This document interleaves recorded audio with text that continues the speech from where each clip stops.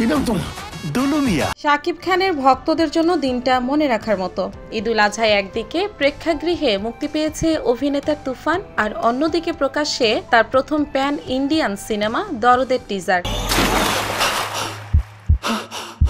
বলিউড অভিনেত্রী সোনাল চৌহানের সঙ্গে রোমান্স দিয়ে শুরু হয় সিনেমাটির টিজার। তবে কেউ আন্দাজ করতে পারেননি এরপর কতটা ভয়ঙ্কর হয়ে ধরা দিবেন শাকিব।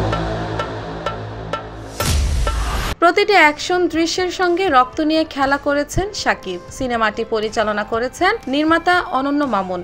গেল দুদিন ধরে দরদের ঝলক আসার ইঙ্গিত দিচ্ছিলেন তিনি। ফেসবুকে লিখেছিলেন, থামবে ঝড়, আসবে বৃষ্টি, দরদি হবে নতুন ইতিহাসের সৃষ্টি।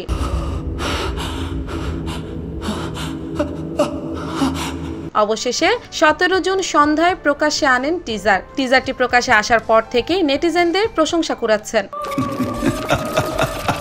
টিজার প্রকাশ করার আগে সিনেমাটির প্রসঙ্গে নির্মাতা অনন্য মামুন সংবাদ মাধ্যমকে জানিয়েছেন, চলতি বছরের সেপ্টেম্বরের প্রথম সপ্তাহে মুক্তি পাবে দরদ। সিনেমায় শাকিব খানের সঙ্গে জুটি বেঁধে অভিনয় করেছেন বলিউডের সোনাল চৌহান। সিনেমাটির শুটিং হয়েছে ভারতের বারাণসী ও এলাহাবাদে।